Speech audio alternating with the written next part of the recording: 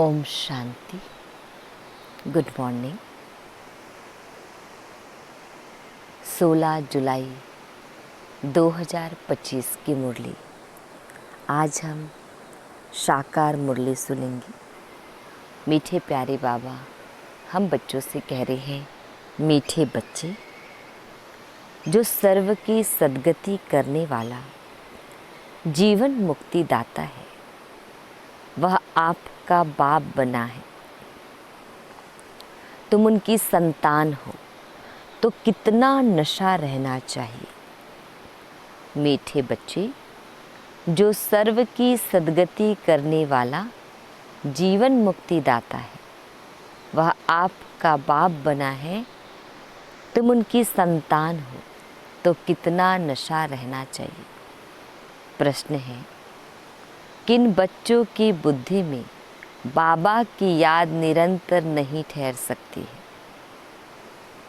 किन बच्चों की बुद्धि में बाबा की याद निरंतर नहीं ठहर सकती है?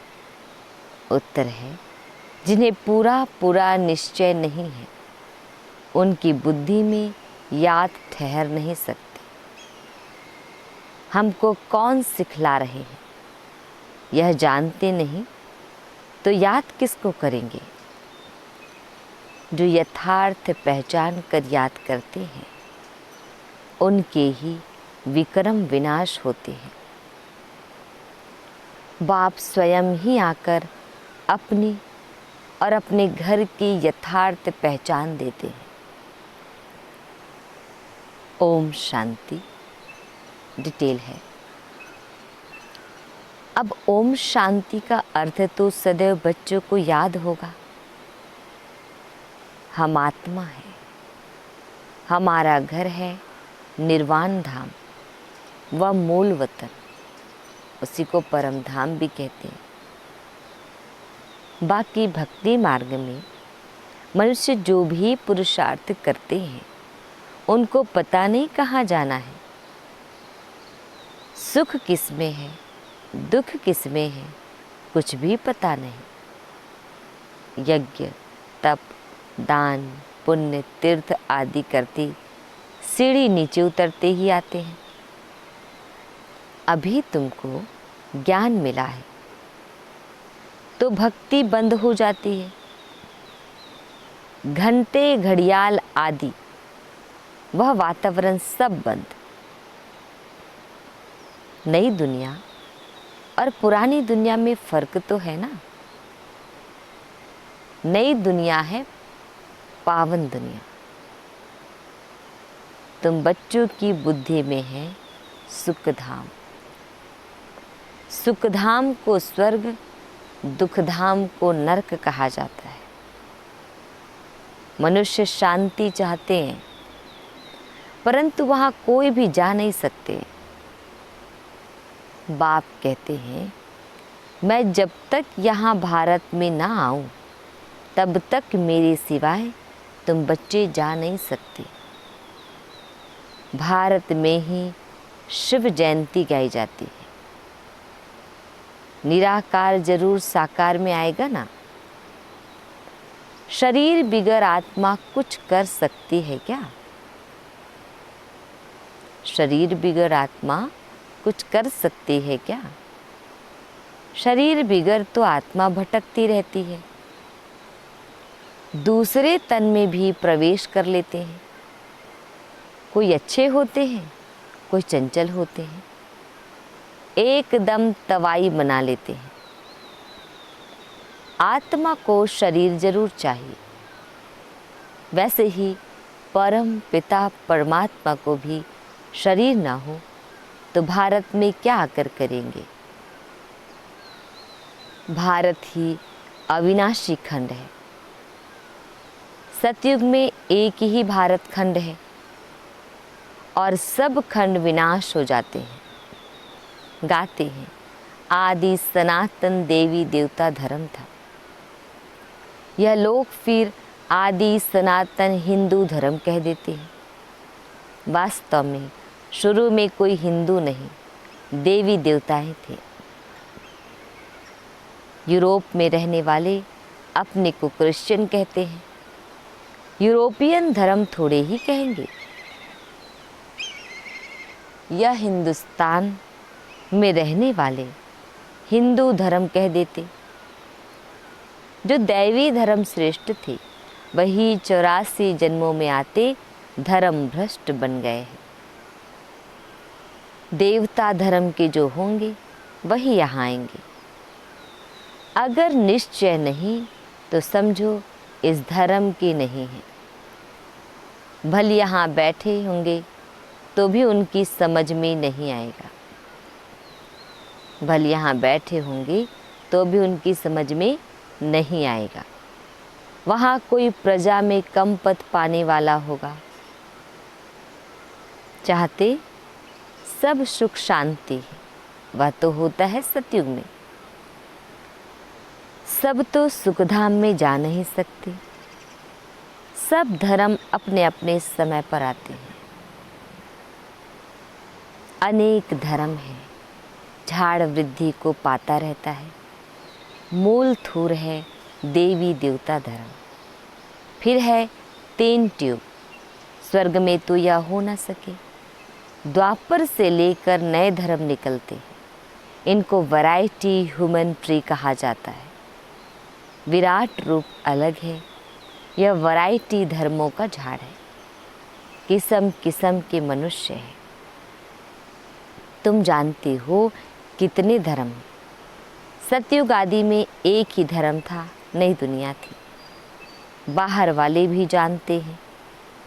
भारत ही प्राचीन बहिष्ठ था, बहुत साहूकार था, इसलिए भारत को बहुत मान मिलता है। कोई साहूकार गरीब बनता है तो उस पर तरस खाते हैं। बेचारा भारत क्या हो पड़ा है। यह भी ड्रामा में पार्ट है। कहते भी हैं सबसे जास्ती रहमदिल ईश्वर ही है, और आते भी भारत में हैं। गरीबों पर जरूर साहूकार ही रहम करेंगे ना। बाप है बेहद का साहूकार, ऊंच ते ऊंच बनाने वाला। तुम किसके बच्चे बने हो, वह भी नशा होना चाहिए। परम पिता परमात्मा शिव की हम संतान हैं, जिसको ही जीवन मुक्ति दाता सदगति दाता कहते हैं। जीवन मुक्ति पहले पहले सतयुग में होती है। यहाँ तो है जीवन बंध। भक्ति मार्ग में पुकारते हैं बाबा बंधन से छुड़ाओ। अभी तुम पुकार नहीं सकते। तुम जानते हो बाप जो ज्ञान का सागर है, वही वर्ल्ड की हिस्ट्री ज्योग्राफी का सार समझा रहे हैं। नॉलेजफुल है। यह भी खुद कहते हैं मैं भगवान नहीं हूँ। तुम्हें जो देह से न्यारा देही अभिमानी बनना है, सारी दुनिया को अपने शरीर को भी भूलना है, यह भगवान है नहीं। इनको कहते ही हैं बाप दादा। बाप है ऊंच ते ऊंच, यह पतित पुराना तन है। महिमा सिर्फ एक की है, उनसे योग लगाना है तभी पावन बनेंगे, नहीं तो कभी पावन बन नहीं सकेंगे। और पिछाड़ी में हिसाब किताब चुकतू कर सजाएं खाकर चले जाएंगे। भक्ति मार्ग में हम सो हम का मंत्र सुनते आए हो। हम आत्मा सो परम पिता परमात्मा, सो हम आत्मा। यही रॉन्ग मंत्र परमात्मा से बेमुख करने वाला है। बाप कहते हैं बच्चे, परमात्मा सो हम आत्मा कहना यह बिल्कुल रॉन्ग है। अभी तुम बच्चों को वर्णों का भी रहस्य समझाया गया है। हम सो ब्राह्मण हैं, फिर हम सो देवता बनने के लिए पुरुषार्थ करते हैं। फिर हम सो देवता बन क्षत्रिय वर्ण में आएंगे। और कोई को थोड़ी पता है हम कैसे 84 जन्म लेते हैं, किस कुल में लेते हैं।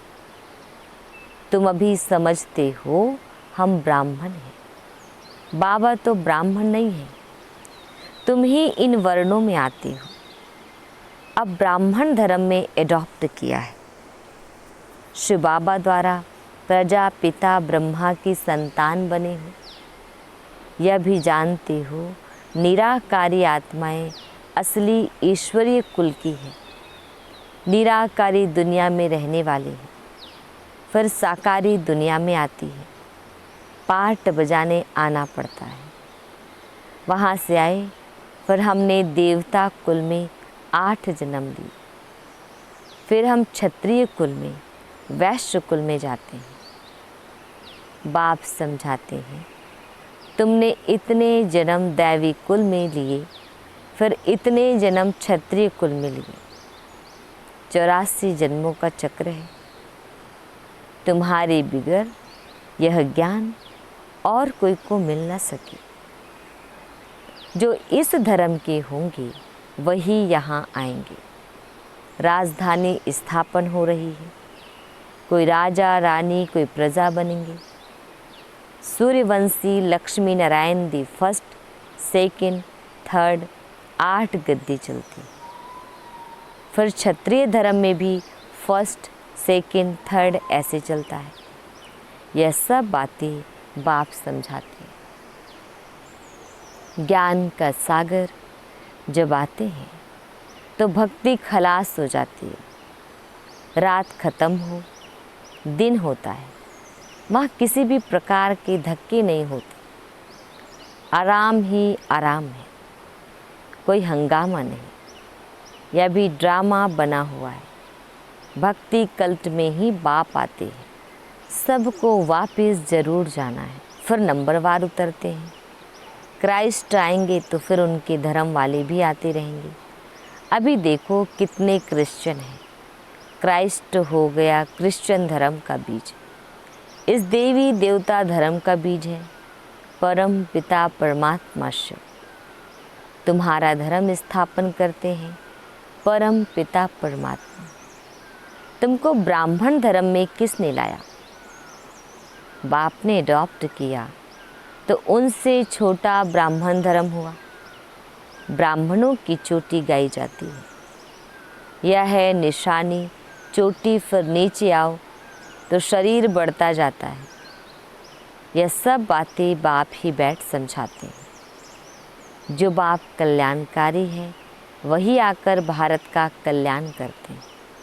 सबसे अधिक कल्याण तो तुम बच्चों का ही करते हैं। तुम क्या से क्या बन जाते हो? तुम अमरलोक के मालिक बन जाते हो। अभी ही तुम काम पर विजय पाते हो। वहाँ अकाले मृत्यु होती नहीं, मरने की बात नहीं। बाकी चोला तो बदलेंगे ना। जैसे सर्फ एक खाल उतार दूसरी लेते हैं, यहाँ भी तुम यह पुरानी खाल छोड़ नई दुनिया में नई खाल लेंगे। सतयुग को कहा जाता है गार्डन ऑफ फ्लावर्स। कभी कोई कुवचन वहाँ नहीं निकलता। यहाँ तो है ही कुसंग, माया का संग है ना, इसलिए इनका नाम ही है रौ नरक। जगह पुरानी होती है तो म्युनिसिपालिटी वाले पहले से ही खाली करा देते हैं। बाप भी कहते हैं जब पुरानी दुनिया होती है तब हम आते हैं। ज्ञान से सद्गति हो जाती है। राजयोग सिखाया जाता है। भक्ति में तो कुछ भी नहीं है। हाँ, जैसे दान पुण्य करते हैं तो अल्पकाल के लिए सुख मिलता है। राजाओं को भी सन्यासी लोग वैराग्य दिलाते हैं। यह तो कागविष्टा समान सुख है। अभी तुम बच्चों को बेहद का वैराग्य सिखाया जाता है। यह है ही पुरानी दुनिया। अब सुखधाम को याद करो, फिर वाया शांति धाम यहाँ आना है। दिलवाड़ा मंदिर में हुबाहू तुम्हारा इस समय का यादगार है। नीचे तपस्या में बैठे हैं, ऊपर में है स्वर्ग, नहीं तो स्वर्ग कहाँ दिखाएं। मनुष्य मरते हैं तो कहेंगे स्वर्ग पधारा। स्वर्ग को ऊपर में समझते हैं, परंतु ऊपर में कुछ है नहीं। भारत ही स्वर्ग, भारत ही नरक बनता है। यह मंदिर पूरा यादगार है। यह मंदिर आदि सब बाद में बनते हैं।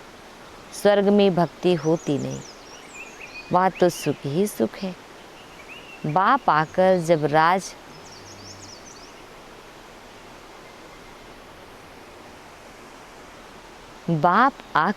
सब राज समझाते हैं और सब आत्माओं के नाम बदलते हैं। शिव का नाम नहीं बदलता, उनका अपना शरीर है नहीं। शरीर बिगड़ पढ़ाएंगे कैसे? प्रेरणा की तो कोई बात ही नहीं। प्रेरणा का अर्थ है विचार। ऐसे नहीं ऊपर से प्रेरणा करेंगे और पहुंच जाएंगे, इसमें प्रेरणा की कोई बात नहीं। जिन बच्चों को बाप की पूरी पहचान नहीं, पूरा निश्चय नहीं, उनकी बुद्धि में याद भी ठहरेगी नहीं। हमको कौन सिखला रहे हैं? वह जानते नहीं तो याद किसको करेंगे? बाप की याद से ही तुम्हारे विक्रम विनाश होंगे। जो जन्म जन्मांतर लिंग को ही याद करते हैं, समझते हैं यह परमात्मा है, उनका यह चिन्ह है। वह है निराकार, साकार नहीं है। बाप कहते हैं मुझे भी प्रकृति का आधार लेना पड़ता है, नहीं तो तुमको सृष्टि चक्र का राज कैसे समझाऊं। यह है रूहानी नॉलेज। रूहों को ही यह नॉलेज मिलती है। यह नॉलेज एक बाप ही दे सकते हैं। पुनर्जन्म तो लेना ही है। सब एक्टर्स को पार्ट मिला हुआ है। निर्वाण में कोई भी जा नहीं सकता, मोक्ष को पा नहीं सकते। जो नंबर 1 विश्व के मालिक बनते हैं वही 84 जन्मों में आते हैं। चक्र जरूर लगाना है। मनुष्य समझते हैं मोक्ष मिलता है। कितने मतांतर है, वृद्धि को पाते ही रहते हैं, वापिस कोई भी जाते नहीं। बाप ही 84 जन्मों की कहानी बताते हैं। तुम बच्चों को पढ़कर फिर पढ़ाना है। यह रूहानी नॉलेज तुम्हारे सिवाय और कोई दे ना सके। ना शूद्र ना देवताएं दे सकते। सतयुग में दुर्गति होती नहीं जो नॉलेज मिले। यह नॉलेज है ही सदगति के लिए। सदगति दाता लिबरेटर गाइड एक ही है। सिवाय याद की यात्रा के कोई भी पवित्र बन ना सके। सजाएं जरूर खानी पड़ेगी, पद भी भ्रष्ट हो जाएगा। सबका हिसाब किताब चुकतू तो होना है ना। तुमको तुम्हारी ही बात समझाते हैं और धर्मों में जाने की क्या पड़ी है। भारतवासियों को ही यह नॉलेज मिलती है। बाप भी भारत में ही आकर 3 धर्म स्थापन करते हैं। अभी तुमको शूद्र धर्म से निकाल ऊंच कुल में ले जाते हैं। वह है नीच पतित कुल। अब पावन बनाने के लिए तुम ब्राह्मण निमित्त बनते हो। इनको रुद्र ज्ञान यज्ञ कहा जाता है। रुद्र शिव बाबा ने यज्ञ रचा है। बेहद के यज्ञ में सारी पुरानी दुनिया की आहुति पड़नी है। फिर नई दुनिया स्थापन हो जाएगी। पुरानी दुनिया खत्म होनी है। तुम यह नॉलेज लेते ही हो नई दुनिया के लिए। देवताओं की परछाई पुरानी दुनिया में नहीं पड़ती।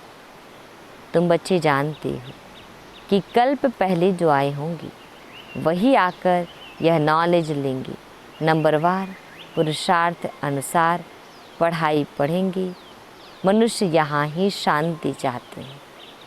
अब आत्मा तो है ही शांति धाम की रहने वाली, बाकी यहाँ शांति कैसे हो सकती। इस समय तो घर घर में अशांति है। रावण राज्य है ना। सतयुग में बिल्कुल ही शांति का राज्य होता है। एक धर्म एक भाषा होती। अच्छा मीठे मीठे शिकिल दे बच्चों प्रति माता पिता बाप दादा का याद प्यार और गुड मॉर्निंग। रूहानी बाप की रूहानी बच्चों को नमस्ते। हम रूहानी बच्चों की रूहानी माता पिता बाप दादाजी को याद प्यार गुड मॉर्निंग और नमस्ते। शुक्रिया मीठे प्यारे बाबा, आपका लाख लाख शुक्रिया।